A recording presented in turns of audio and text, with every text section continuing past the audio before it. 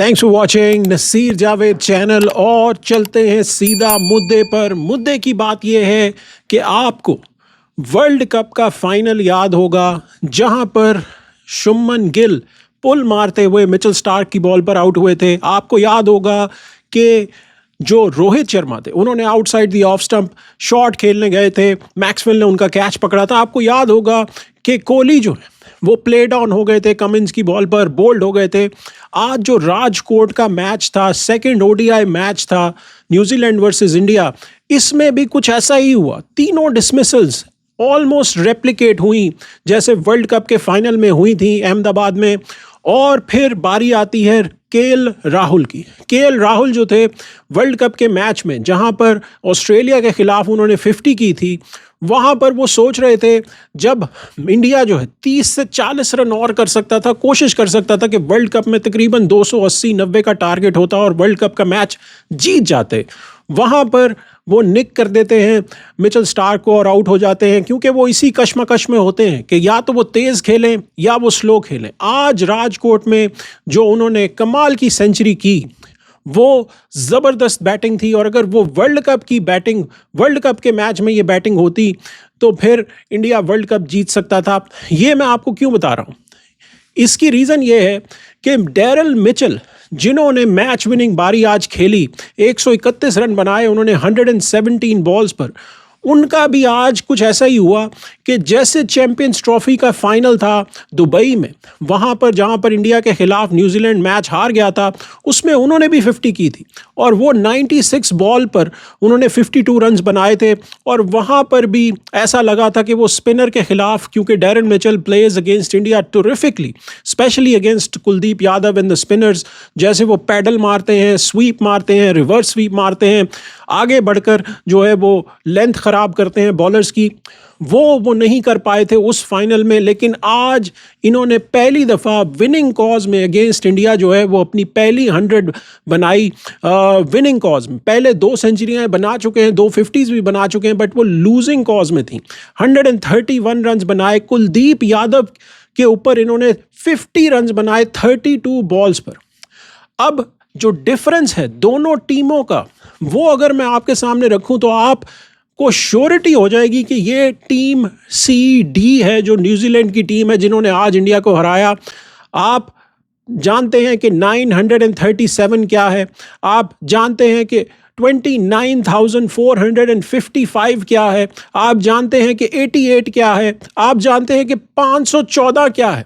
ये वो डिफरेंसेस हैं जो दोनों टीमों में एग्जिस्ट करते हैं in terms of 937 ODI matches, जो कि अगर इंडिया को आप देखें तो उन्होंने 1291 मैचेस खेले हुए हैं। ये जो न्यूजीलैंड की टीम है इन्होंने 354 मैचेस खेले हैं। 39,679 रन्स जो हैं वो इंडिया की टीम ने किए हुए हैं और 10,224 जो हैं वो न्यूजीलैंड की टीम ने किए हुए हैं।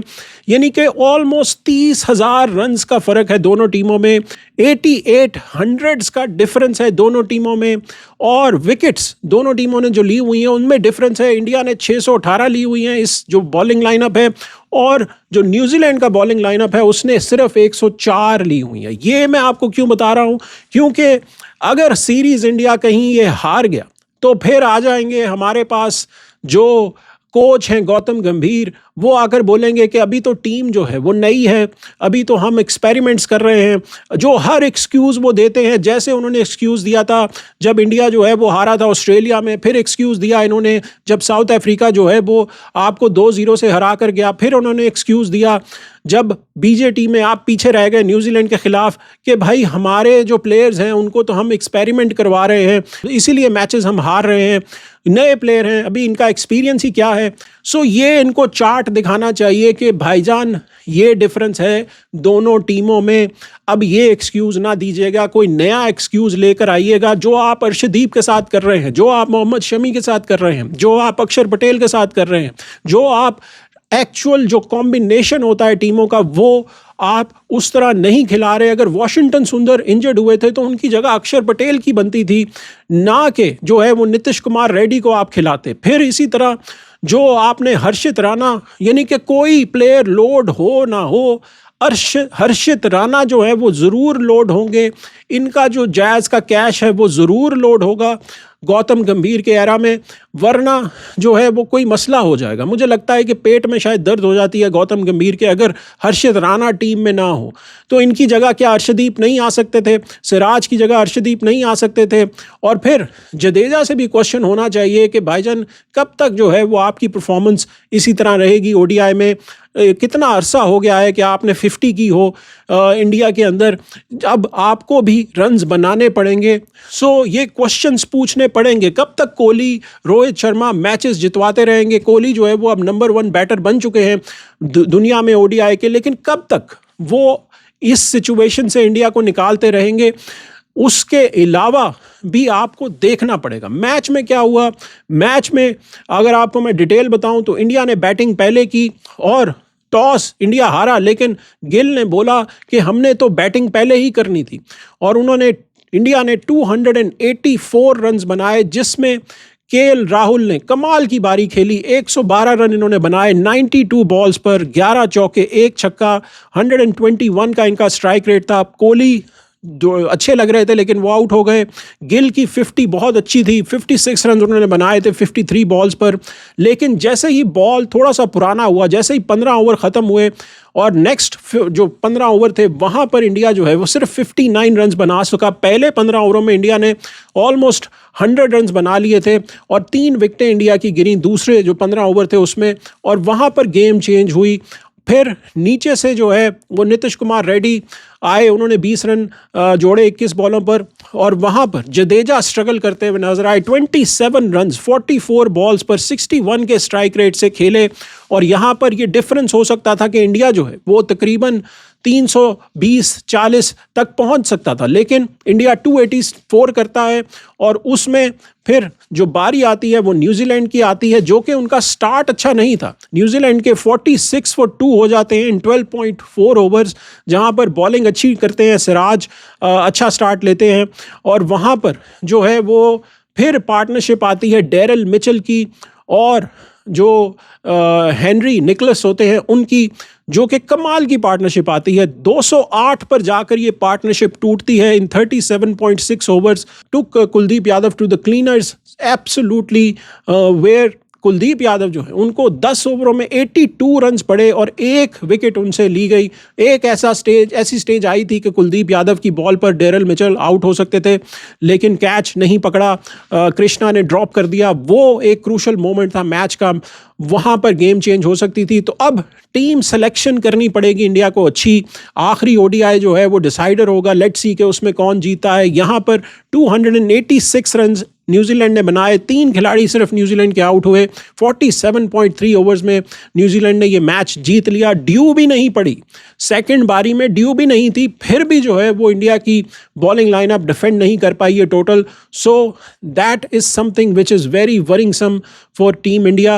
वर्ल्ड कप जो है वो इवन दो 2027 में है, लेकिन ओडीआई की गेम्स इतनी नहीं है जहां पर जो है वो आप ज़्यादा एक्सपेरिमेंट कर सकें, इसलिए इट वाज क्रूशल कि आप अपनी अच्छी बॉलिंग लाइनअप जिसमें अर्शदीप हैं उसमें उस कॉम्बिनेशन से जो है वो आप जाएं। दूसरा जो टॉपिक है वो है Bangladesh versus ICC versus Bangladesh, यानी कि बांग्लादेश का अपने से भी मुकाबला है। यहाँ पर क्या अपडेट है, क्या स्टोरी है, क्या हुआ है अब तक पिछले 2 दिनों में, जहां पर बांग्लादेश की डिमांड है कि वो सारे के सारे मैचेस जो है वो खेलना चाहती है श्रीलंका में, इंडिया में कोई मैच नहीं खेलना चाहती। अपडेट ये है कि इस वक्त दोनों टसल पर हैं, दोनों अपनी मनमानी पर हैं, आईसीसी भी और बांग्लादेश टस से मस नहीं हो रहा कि वो मैचेस नहीं खेलेगा इंडिया में। और दूसरी तरफ जो है वो आईसीसी इस बात को अभी तक उन्होंने कोई भी अपनी ऑफिशियल स्टेटमेंट नहीं दी कि वो क्या चाहते हैं, क्या इसका सोल्यूशन है, उन्होंने अभी तक कुछ नहीं बताया। वो सिंपली डिमांड्स कर रहे हैं। जो आज की अपडेट है वो ये है कि डिमांड की आईसीसी ने बांग्लादेश क्रिकेट बोर्ड से कि भाई गवर्नमेंट से लेटर लेकर आइए, बताइए कि गवर्नमेंट आपकी जो है वो हमें कह रही है कि वो इंडिया में नहीं खेल सकेगी। ये लेटर जो है वो आप हमें दिखाइए, जिस पर बांग्लादेश क्रिकेट बोर्ड ने आईसीसी को जवाब में बताया कि भाईजान आप हमें ये बताइए कि वो कौन सा लेटर था जो 2025 में जब इंडिया दुबई में खेला था, जो कि इंडियन गवर्नमेंट ने दिया था, जिस पर डिसाइड हुआ था कि इंडिया जो है वो सारे मैचेस दुबई में खेलेगा और पाकिस्तान नहीं जाएगा। हमें आप वो लेटर दीजिए, हम कॉपी पेस्ट मारते हैं, हम आपको जो है वो सेम कॉपी कर कर वो लेटर दे देते हैं, ना आपका टाइम वेस्ट होगा ना हमारा टाइम वेस्ट होगा। तो बताइए कि वो लेटर कहाँ है। जिस पर आईसीसी ने बोला कि भाईजान आप तो ज़्यादा ही चौड़ में आ रहे हैं, लेटर तो है कोई नहीं, बिकॉज इंडिया की गवर्नमेंट ने भी लेटर जो है वो लिखा नहीं था, कोई लेटर नहीं था। जहां पर पाकिस्तान जो है वो डिमांड करता रहा इंडिया से कि वो इंडिया जो है वो ट्रैवल करे पाकिस्तान चैंपियंस ट्रॉफी के लिए, जहां पर ऑस्ट्रेलिया इंग्लैंड सब ट्रैवल कर रहे थे, लेकिन ये डिसीजन नहीं हुआ था। और फिर हाइब्रिड मॉडल पर जो है वो डिसाइड हुआ था दोनों देशों के बीच में कि पाकिस्तान इंडिया नहीं जाएगा और इंडिया पाकिस्तान नहीं आएगा, और न्यूट्रल वेन्यूज़ पर जो है वो इन दोनों टीमों के दरमियान में मैचेस होंगे। लेकिन बांग्लादेश जो है उनमें खुद में यूनिटी फिलहाल नहीं है। आप एक महाज पर अगर लड़ाई कर रहे हैं तो आपको हर फ्रंट पर, उस मेन फ्रंट पर यूनिटी दिखाने की ज़रूरत होती है, लेकिन इनके अंदर ही जो है वो इस वक्त फूट पड़ी हुई है। ऐसा क्या हुआ है?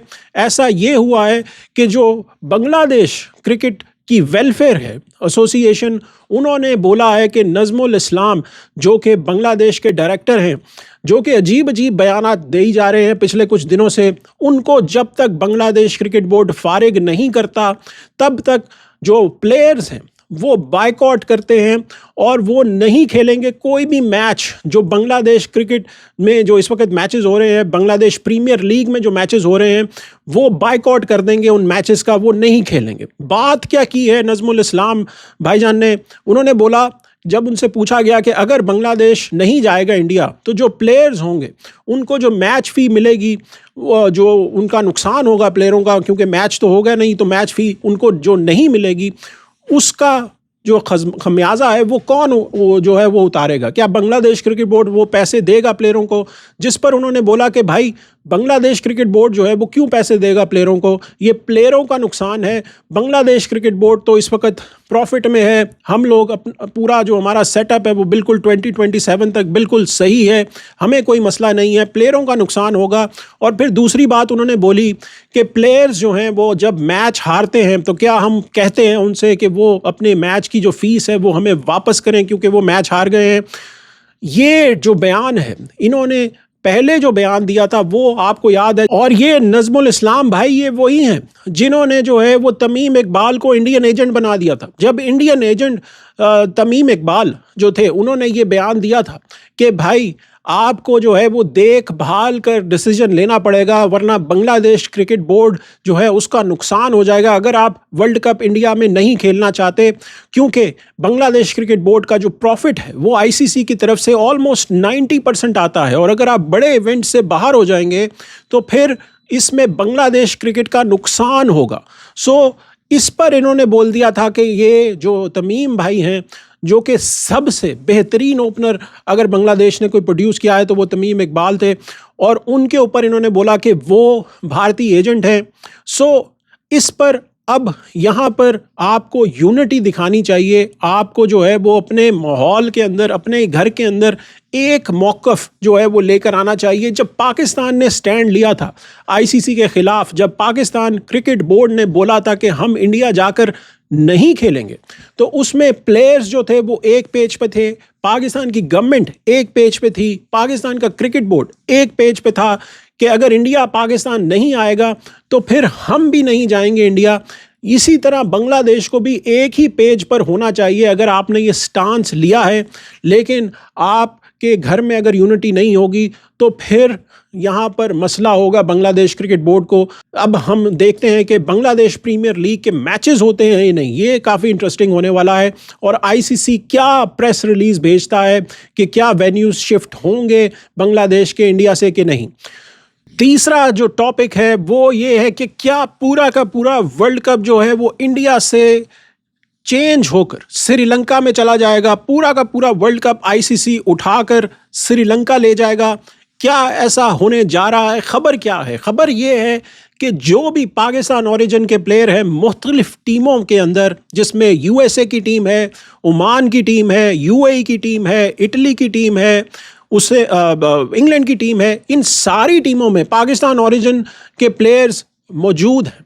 उन सब के वीज़ाज जो हैं वो इस वक्त डिले हो चुके हैं और कुछ के तो डिनाई भी हो गए हैं। अली खान जो कि यूएसए टीम के प्लेयर हैं, उन्होंने आकर बोला अपने इंस्टाग्राम पोस्ट पर कि मेरा वीज़ा जो है वो डिनाई कर दिया गया है।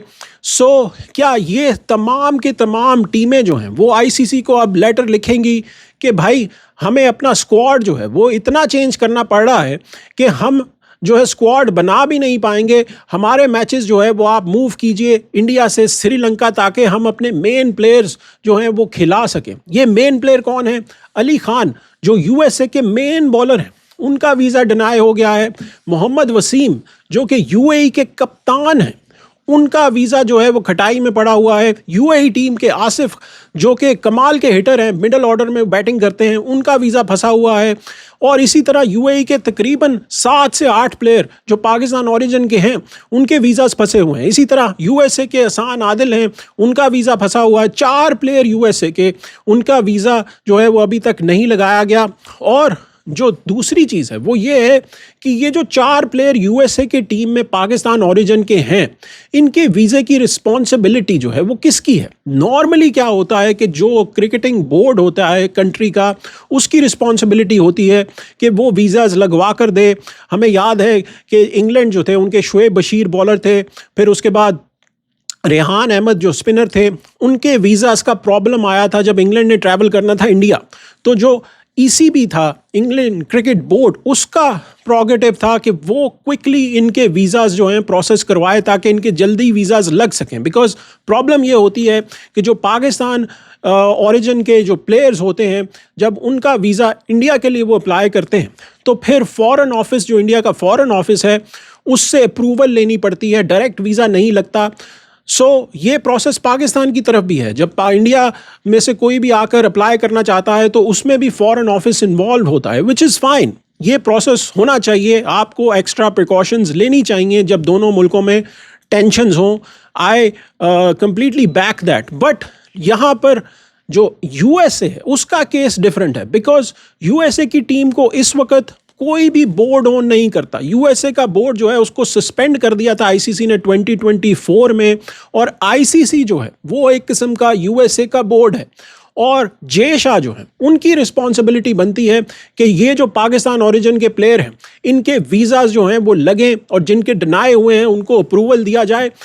यहाँ पर आईसीसी जो है अगेन खटाई में पड़ा हुआ है, बिकॉज कोई बोर्ड तो है नहीं यूएसए का। और यूएसए की टीम इस वक्त कोलंबो में है और उनके 18 रुकनी जो स्क्वाड है वो कोलंबो में प्रैक्टिस कर रहा है।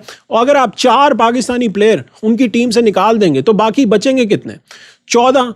तो 14 का तो स्क्वाड अनाउंस ही नहीं हो सकता, 15 का स्क्वाड अनाउंस होना है, तो वो 15वां प्लेयर कहाँ से लेकर आएंगे? इसी तरह आप जिम्बाब्वे के जो कप्तान हैं वो भी पाकिस्तानी हैं, यूएई के कप्तान वो भी पाकिस्तानी हैं, इंग्लैंड की टीम में रेहान है वो भी पाकिस्तानी हैं। There is a lot of problem that is going on. जो इंडियन गवर्नमेंट है उसको होश के नाखून लेने चाहिए, बिकॉज आप एक वर्ल्ड कप करवा रहे हैं, बायलैटरल सीरीज़ नहीं है। आपने अगर आगे जाके कॉमनवेल्थ की बिडिंग करनी है, आपने ओलंपिक्स की बिडिंग करनी है, तो आपको ये समझना पड़ेगा कि स्पोर्ट्स और पॉलिटिक्स इकट्ठी नहीं हो सकती। और अगर ये बोर्ड जाकर ओलंपिक्स को लेटर लिख दें, ओलंपिक की एसोसिएशन को, कि यहाँ पर जो है वो क्रिकेट में इनको मसला हो रहा है, जो इनकी मेन स्पोर्ट है वो इनसे ऑर्गेनाइज नहीं हो रही, होस्ट नहीं हो रही, तो ओलंपिक्स का तो आप छोड़ ही दें फिर। That is the problem that India needs to sort out very quickly. देखते हैं कि अब इनको वीज़ाज मिलते हैं इन प्लेयरों को कि नहीं। जैसे ही कोई अपडेट आएगी तो इसके ऊपर हम मज़ीद बात करेंगे। जो चौथी खबर है वो है पीएसएल के ऊपर। पीएसएल में जो पाकिस्तान क्रिकेट बोर्ड है उन्होंने डिसीजन किया है कि वो अब मुल्तान सुल्तान की जो ऑक्शन है वो भी करवाएगा, और 30 जनवरी तक जो है वो तमाम बिड्स जो मुख्तलिफ लोग देना चाहते हैं मुल्तान सुल्तान के लिए, वो टेक्निकल बिड्स जो हैं उनकी सबमिशन जो है वो 30 जनवरी तक होगी।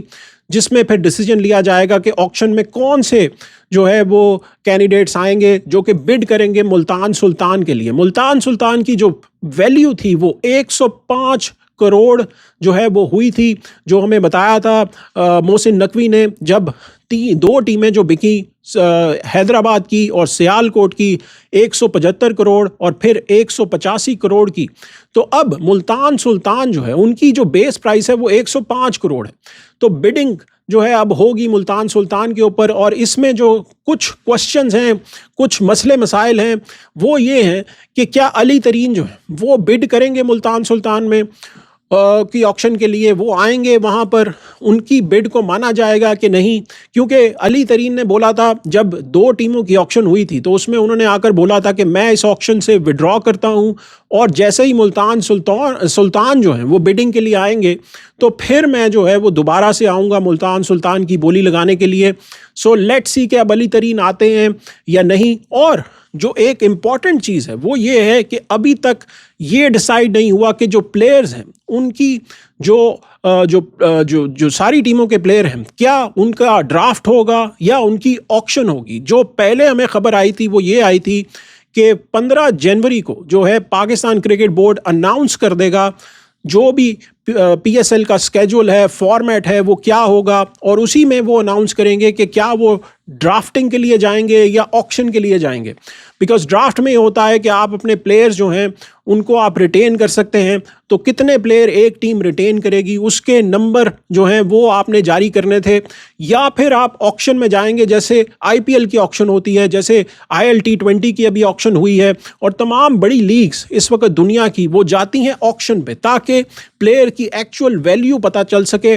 सो ये डिसीजंस जो थे वो 15 जनवरी को होने थे, लेकिन अब उस डिसीजन से पहले ये डिसीजन था कि मुल्तान सुल्तान की ऑक्शन अभी नहीं होगी बल्कि पीएसएल के बाद होगी, अगले साल होगी। लेकिन अब क्रिकेट बोर्ड ने डिसाइड किया है, पीसीबी ने, कि ऑक्शन जो है वो इसी जो 11th एडिशन है पीएसएल का उसी में होगी। सो अब ये भी मसला कटाई में है कि भाईजान आप स्केड्यूल कब जारी करेंगे, कब हमें पता चलेगा कि ऑक्शन होगी, ड्राफ्टिंग होगी।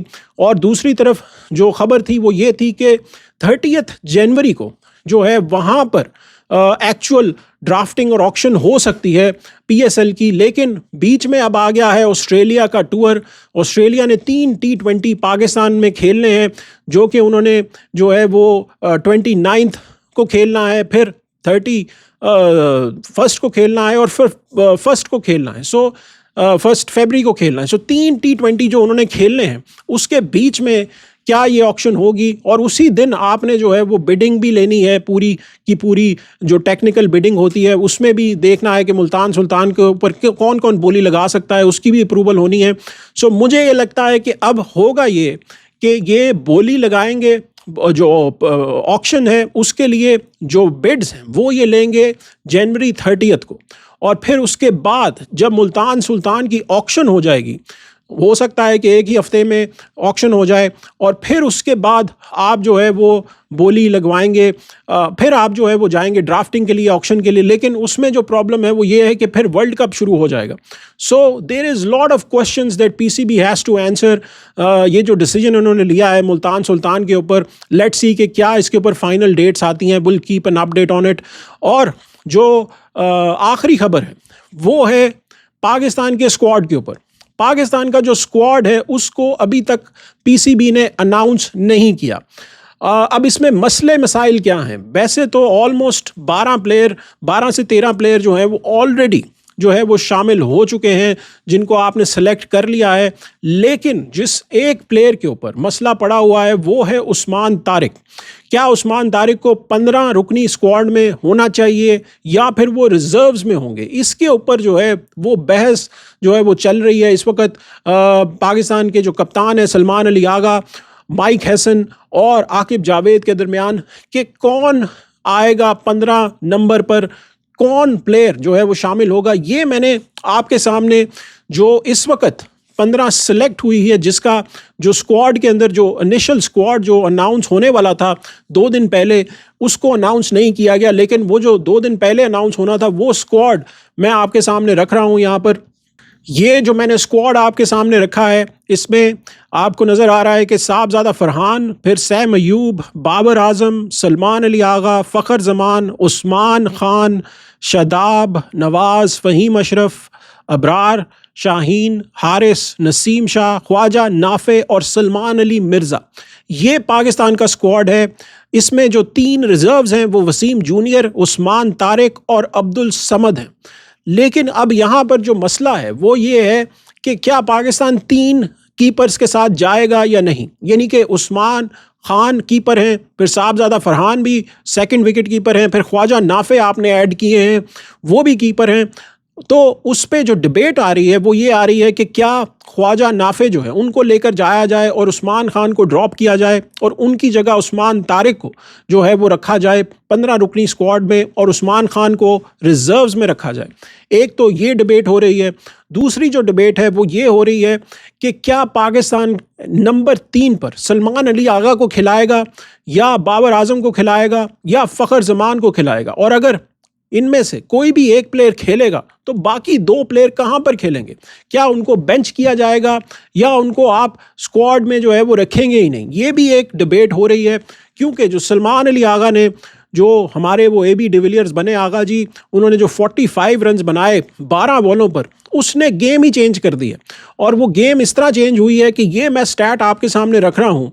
इस वक्त सलमान अली आगा, बाबर आजम और फ़खर जमान के नंबर 3 पर इनके बैटिंग के स्टैट्स हैं, जो आपको दिखाते हैं कि सलमान अली आगा का केस बहुत स्ट्रॉन्ग है टू बैट एट नंबर 3। इन्होंने पाकिस्तान की तरफ से 6 मैचेस नंबर 3 पर खेले हैं। 177 रन्स सलमान अली आगा ने बनाए हैं। 163 का इनका स्ट्राइक रेट है, 164 का स्ट्राइक रेट है। बाबर आजम के मैचेस ज़्यादा हैं, स्कोर भी ज़्यादा है, एवरेज भी ज़्यादा है, लेकिन स्ट्राइक रेट जो मैटर करता है वो 125 का है। इसी तरह फ़खर जमान, उन्होंने 34 मैच खेले हैं, 775 रन बनाए हैं, 25 की इनकी एवरेज है, लेकिन स्ट्राइक रेट जो है बाबर से भी कम है, 121 का। नंबर 3 की पोजीशन जो है बहुत इंपॉर्टेंट रहने वाली है वर्ल्ड कप में, बिकॉज सैम और फरहान अगर आपको अच्छा स्टार्ट ना दे पाए तो वहाँ पर पहली विकेट जब गिरेगी तो ये इन तीनों में से कोई एक जाएगा और वो मैच विनिंग बारी खेल सकता है नंबर 3 पर और पूरी इनिंग को चला सकता है। तो वहाँ पर जो सलमान अली आगा ने जो लास्ट 2 गेम्स जिसमें उन्होंने 16 रन बनाए 12 बॉलों पर और फिर 45 रन बनाए 12 ही बॉलों पर, उसमें जो श्रीलंका के खिलाफ दम्बुला में हुए थे उससे उन्होंने अपना केस मजबूत किया है नंबर 3 पर खिलाने का। लेकिन फिर बाबर आजम कहाँ बैट करेंगे, फ़खर जमान कहाँ पर बैट करेंगे। फ़खर जमान को रिसेंटली पाकिस्तान ने नंबर 5 पर रखने का एक्सपेरिमेंट किया है। सो मुझे लगता है कि फ़खर जो हैं वो नंबर 5 पर चले जाएंगे। अगर सलमान अली आगा नंबर 3 पर आते हैं तो फिर बाबर जो हैं उनकी जगह टीम में नहीं बनती, फिर उनको आपको बेंच करना पड़ेगा। सो नंबर 3 पर जो है वो सलमान आ जाएंगे, नंबर 4 पर जो है आप उस्मान खान को भेजेंगे और फिर नंबर 5 पर आप जो है वो फ़खर जमान को भेजेंगे और ख्वाजा नाफे भी आ सकते हैं नंबर 4 पर, क्योंकि एक विकेट कीपर तो आप खिलाएंगे। सो नंबर 6 पर आप ख्वाजा नाफे को ऊपर भेज सकते हैं, नंबर 4 पर वो बैटिंग कर सकते हैं क्योंकि टॉप ऑर्डर के वो बैटर भी हैं। सो ये कॉम्बिनेशन पाकिस्तान की बैटिंग का हो सकता है। फिर आपको नीचे से भी एक फिर ऑलराउंडर मिल जाता है, क्योंकि फिर अगर 6 तक आपकी ये बैटिंग है तो फिर 7-8 पर जो है शादाब और नवाज़ आ जाते हैं, 9 पर आप फ़हीम अशरफ को खिला सकते हैं, 10 पर जो है उस्मान तारिक या अबरार में से किसी एक को आप डाल सकते हैं और 11वें पर आप शाहीन शाह अफरीदी को डाल सकते हैं, बिकॉज स्पिनर चलने वाले हैं श्रीलंका में। हमने देखा है दम्बुला में जो इस वक्त जो कंडीशंस थी वो स्पिनर के फेवर में थी। पाकिस्तान के जो पेसर्स थे उनको 7 ओवरों में जो 12 ओवरों का जो दूसरा मैच था जिसमें 12 ओवर करने थे एक इनिंग में, 7 ओवर्स पेसर्स ने किए थे जिनमें पाकिस्तान के पेसर्स को 108 रन पड़े थे और वसीम जूनियर जो हैं उनका पत्ता जो है वो कट गया, जो उनको रन्स पड़े 3 ओवर्स में। सो अब वो जो हैं वो चले जाएंगे रिजर्व्स में, उनकी जगह हारिस रऊफ़ को पाकिस्तान डालेगा स्क्वाड में। सो ये जो स्क्वाड है ये अभी फाइनल नहीं हुआ, लेकिन इसमें जो डिबेट है वो उस्मान तारिक के ऊपर है कि उस्मान तारिक को 15 में होना चाहिए या नहीं। मेरा मौक़िफ़ ये है कि उस्मान तारिक आपका हुक्म का इक्का है, वो आपको वर्ल्ड कप जितवा सकता है। इसको आपको 15 में रखना बहुत ज़रूरी है, बिकॉज टीमों ने इनको खेला नहीं हुआ। और जब कोई टीम नए बॉलर के खिलाफ खेलती है तो जो वर्ल्ड कप का कमाल होता है वो ये होता है कि आपने कोई बायलैटरल सीरीज तो खेलनी नहीं, आपने एक दफ़ा एक ऑपोजिशन के सामने आना है। तो तब तक जब तक वो फिगर आउट करेंगे तब तक 2-2.5 ओवर हो चुके होंगे और आप 1-2 विकेटें भी ले चुके होंगे उसी स्पेल में। सो वहाँ पर गेम चेंज हो सकती है। सो उस्मान तारिक जो है वो डेफिनेटली जो है वो हुक्म का इक्का हो सकते हैं। पाकिस्तान को इनको स्क्वाड में ज़रूर रखना चाहिए। आप आराम से एक कीपर ड्रॉप कर सकते हैं और इनको जो है वो टीम में रख सकते हैं, स्क्वाड में रख सकते हैं। लेट्स सी कि पाकिस्तान क्या डिसीजन लेता है। आपके ख्याल से जो इस वक्त आईसीसी कर रहा है, बीसीसीआई जो इस वक्त कर रहा है, जो वीज़ेस डिनाई कर रहा है, उस पर आपका क्या रिस्पॉन्स है? कमेंट्स में ज़रूर लिखिएगा। नसीर जावेद चैनल को सब्सक्राइब ज़रूर कीजिएगा, लाइक ज़रूर कीजिएगा, वीडियो को शेयर ज़रूर कीजिएगा। मिलते हैं अगली वीडियो में, तब तक के लिए इजाज़त दीजिए।